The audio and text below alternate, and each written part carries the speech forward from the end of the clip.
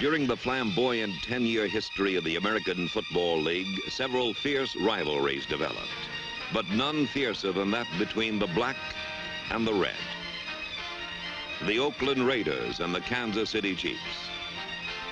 The AFL's two most successful teams fought each other 22 times during the decade. Each team won 11, and many of these were relentless struggles.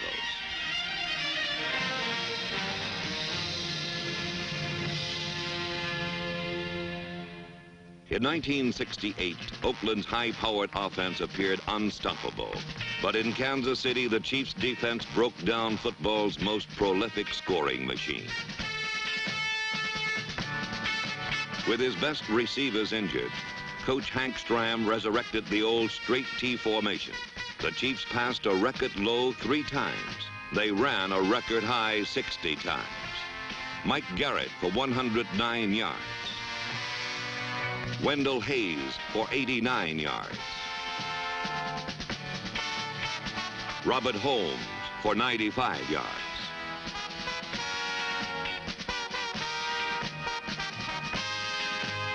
Despite adversity, the Chiefs had powered their way to a surprising victory. 2 weeks later in Oakland, quarterback Darryl LaMonica and the vengeful champion Raiders played their best game of the season and dominated the Chiefs, just as the Chiefs had dominated them 2 weeks before.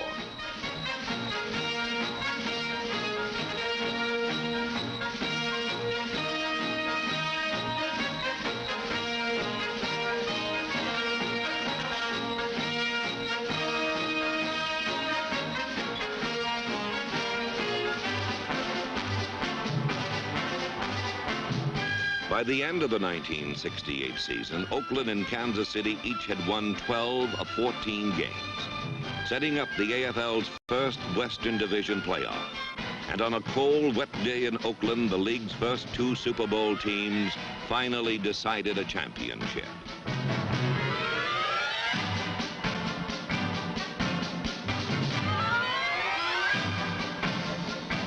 By the end of the first quarter, Darryl LaMonica had fired 3 touchdown passes, and the Raiders led 21-0. LaMonica later added 2 more touchdown passes, his second to Warren Wells, and his third to Fred Biletnikoff.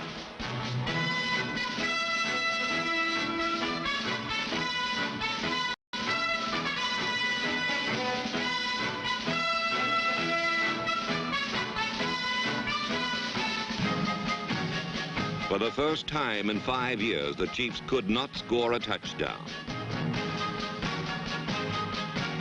The Raiders ended the Chiefs' 1968 season by giving them the worst beating in their history.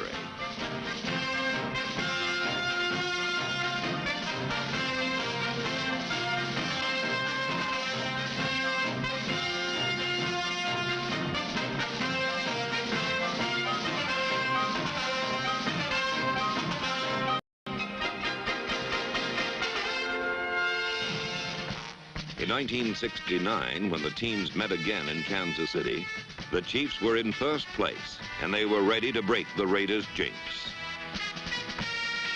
Chief quarterback Len Dawson threw the touchdown passes this time, but they were not enough to stave off unforgettable memories.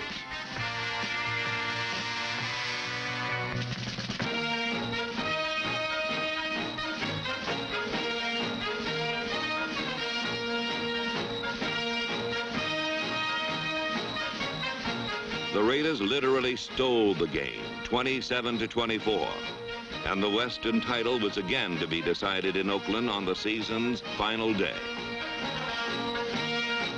A Dawson knee injury helped dictate another conservative game for the Chiefs.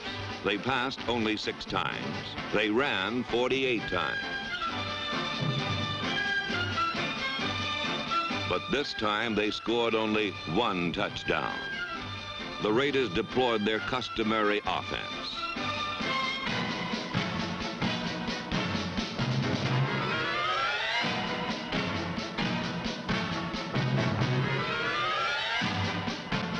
They too scored only 1 touchdown. But for John Madden's Raiders, it was enough to defeat the Chiefs for the 4th straight time and for the 7th time in 8 games.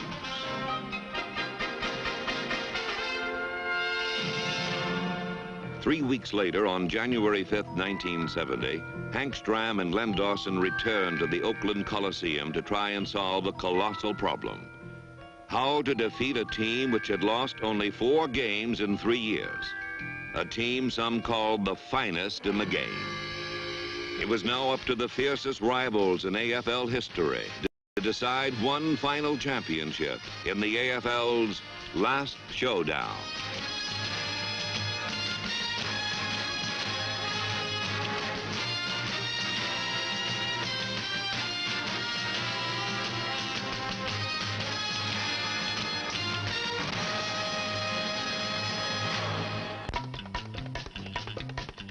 Robert Holmes became the game's first ball carrier when he brought the opening kickoff back to the 30-yard line, where the Kansas City offense first had a chance to show what Hank Stram's strategy might be this time. First, Stram wanted to test Oakland's main strength, a pass defense, which had allowed the opposition only a 39% completion rate. The man to run the test was the Chiefs' great receiver, number 89, Otis Taylor. The first man to be tested was number 26, cornerback Nehemiah Wilson.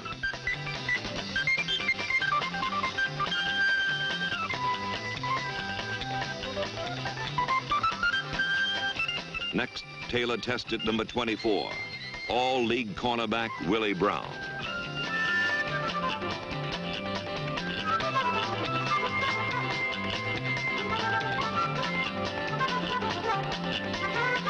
In a replay, we can see that Dawson's bomb led Taylor perfectly, but that Taylor's usually sure hands betrayed him this time.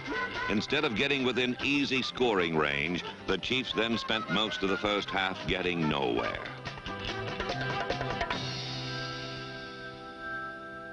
Oakland's opening attack was more basic. Hand the ball to number 23, second-year running back Charlie Smith.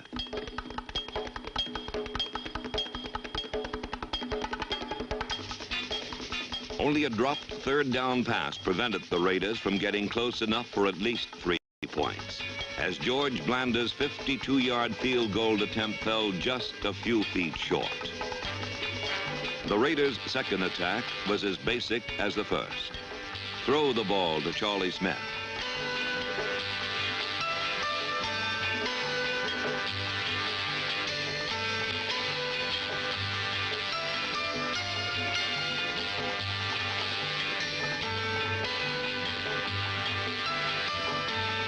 Smith's receiving seemed to open things up for Oakland's other receivers, like number 13, Rod Sherman, and number 33, Billy Cannon. LaMonica had moved into scoring range without using his 2 most potent weapons, wide receivers Fred Biletnikoff and Warren Wells. But now LaMonica sent number 25, Biletnikoff, deep against rookie cornerback Jim Marsalis, number 40.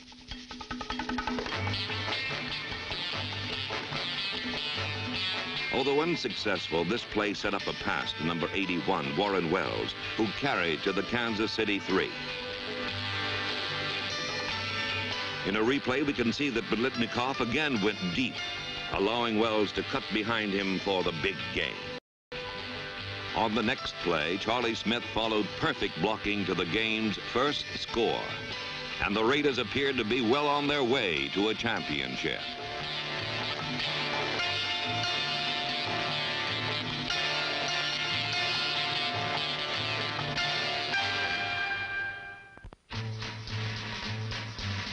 In the second quarter, the Raiders continued the same strategy which had been so successful in the first period. This time, however, things didn't work quite so well for the Raiders.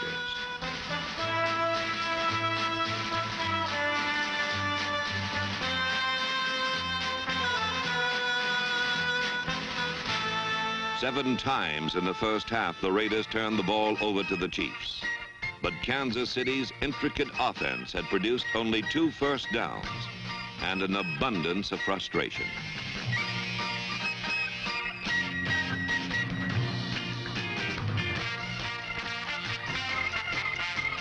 With only 3 minutes left in the half, the Chiefs' offense suddenly began to move. Helped by several key penalties against the Oakland defense, the Chiefs found themselves beyond midfield for the first time. Dawson sent Otis Taylor down the middle to attract attention, and then threw to Frank Pitts for a 41-yard explosion to the Raiders' 1-yard line. From there, Wendell Hayes plunged into the end zone, and suddenly the game was tied as the first half ended.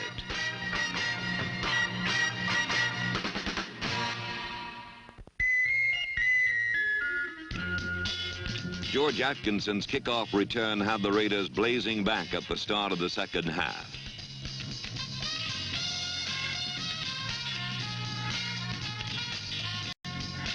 Darryl LaMonica again turned to the short passing game, which had set up the only touchdown of the first half.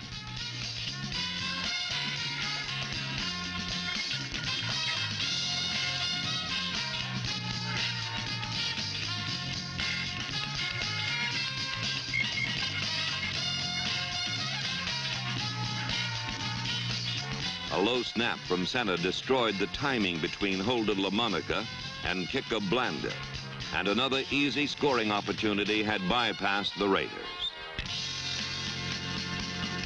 On the next play, Mike Garrett ripped off the longest run of the day, 12 yards. However, Garrett's fumble was recovered by Tom Keating, who in his excitement attempted to advance the ball, much to the regret of a sideline cameraman. This unusual accident seemed to set off a chain reaction. On the next play, all-pro safety man Johnny Robinson was practically impaled on the head of an official.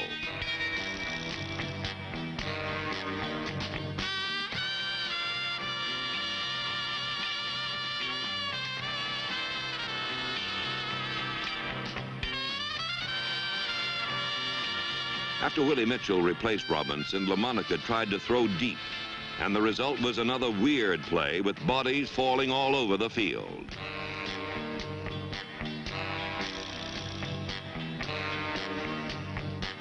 The most important fallen body belonged to Darryl LaMonica, who had painfully jammed the fingers of his passing hand into the face mask of defensive end Aaron Brown.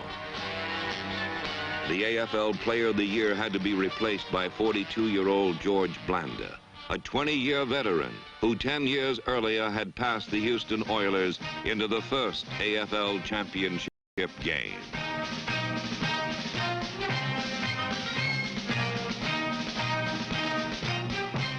In Houston's Jefferson Stadium against the Los Angeles Chargers, Blanda had accounted for all the Houston points and had led the Oilers to the first AFL Championship. From a handful of Houston fans in a high school stadium to the jam-packed Oakland Coliseum, Blanda had witnessed the entire history of the AFL, and it was now up to him to write the league's final chapter. First, an overthrown pass, and then from a distance approximating his age, another missed field goal.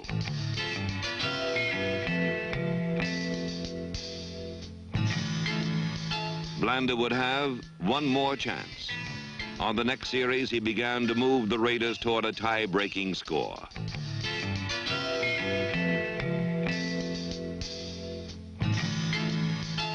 He sent Warren Wells toward the end zone for the touchdown, but Wells slipped and Emmett Thomas intercepted for the Chiefs.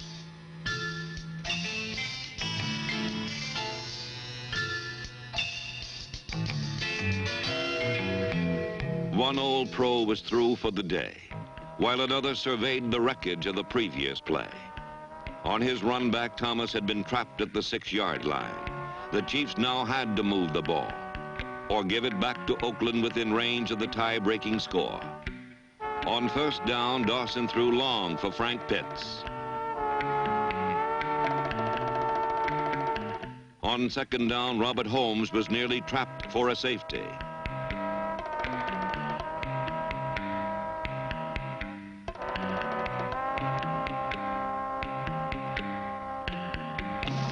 Third down and 14 yards to go from the 2-yard line.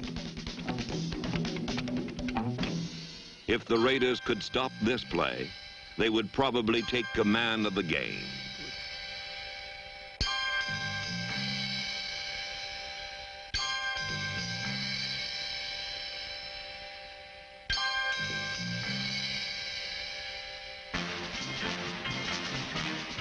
In a replay, we can see that Len Dawson had perfect protection, which allowed him to find his secondary receiver, Otis Taylor, near the right sideline. Taylor's spectacular catch seemed suddenly to turn the game in the Chiefs' favor. Dawson's next target was Robert Holmes.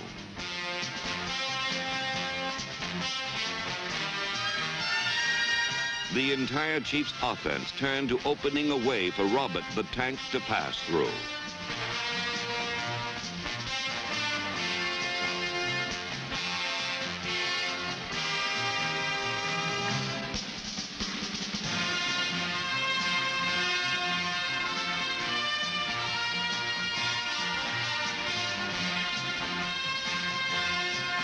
Meanwhile, the struggle continued between Otis Taylor and Nehemiah Wilson, and Dawson chose this moment to take advantage of the situation. Interference was called against Wilson, and the Chiefs were only 7 yards from the lead.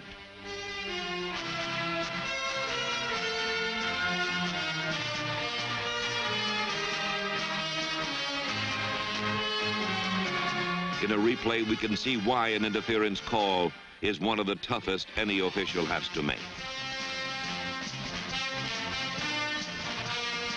In 2 plays, Robert Holmes accounted for the rest of the yardage to the Raider goal.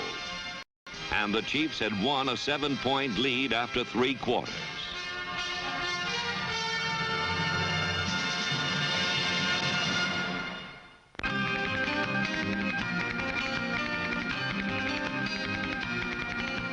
Despite his injured hand, Darryl LaMonica was prepared to return for the final period.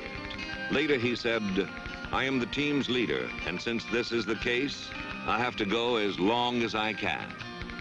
All the Chiefs had to do was run out the clock and perhaps get close enough to kick the clinching field goal. From 55 yards, Jan Stenerud almost succeeded.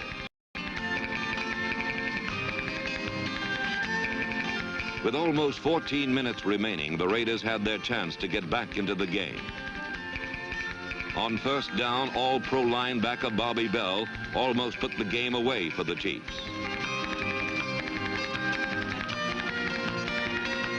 Then Darryl LaMonica got the Raiders moving toward the tying touchdown.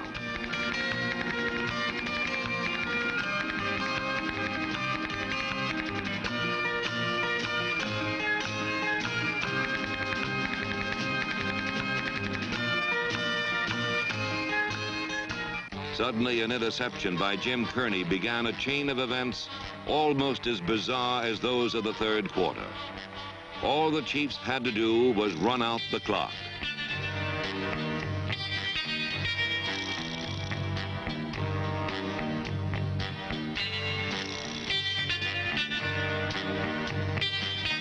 All the Raiders had to do was score from the 24.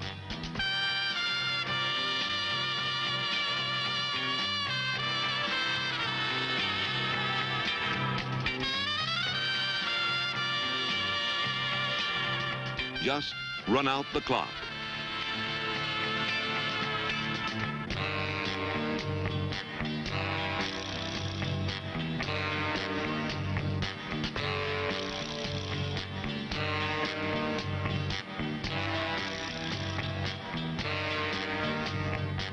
Just score.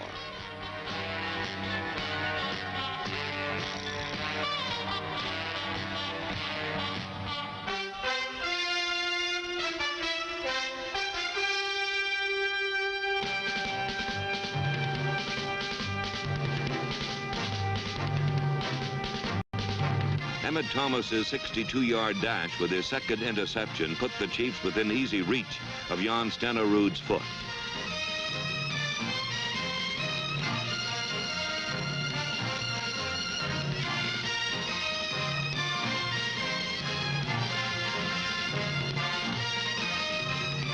Stenerud's field goal had finally given the Chiefs a commanding 10-point lead. But one more bit of madness gave the Raiders one final chance.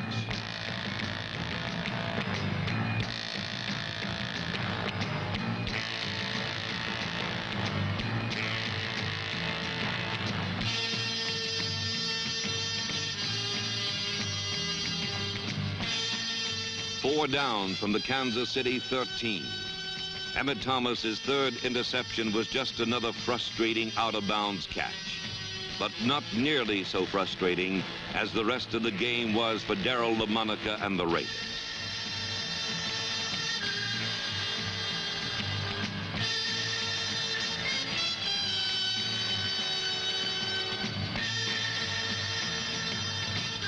On last down, Aaron Brown finished the Raiders' offense for the season. It was a fitting conclusion, for the Chiefs' joy and the Raiders' frustration were due most of all to a great Kansas City defensive team. Despite a courageous effort by the AFL Player of the Year, the Western Division champion Raiders could not cope with the Chiefs' defensive team, which is finally gaining recognition as the game's toughest.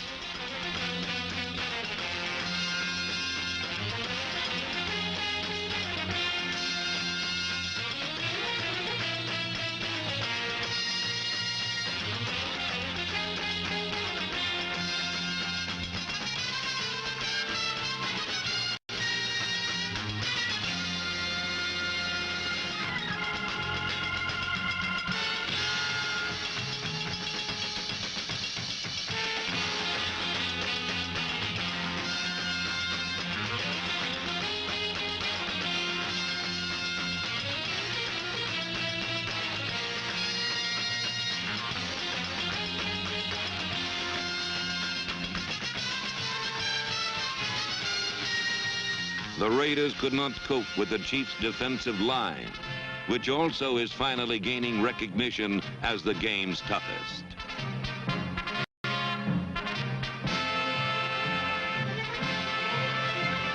Defensive ends Aaron Brown and Jerry Mays. Tackles Buck Buchanan and Curly Culp. Buchanan, Brown, Mays, Culp. The Raiders could not cope with a defensive end named Aaron Brown.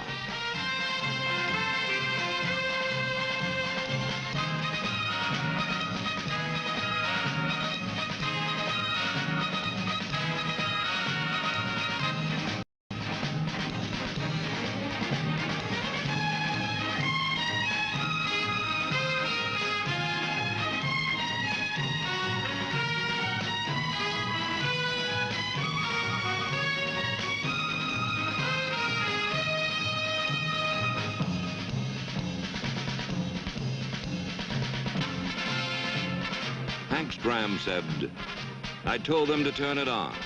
Give it all you've got." We did, and we beat one of the greatest teams in pro football.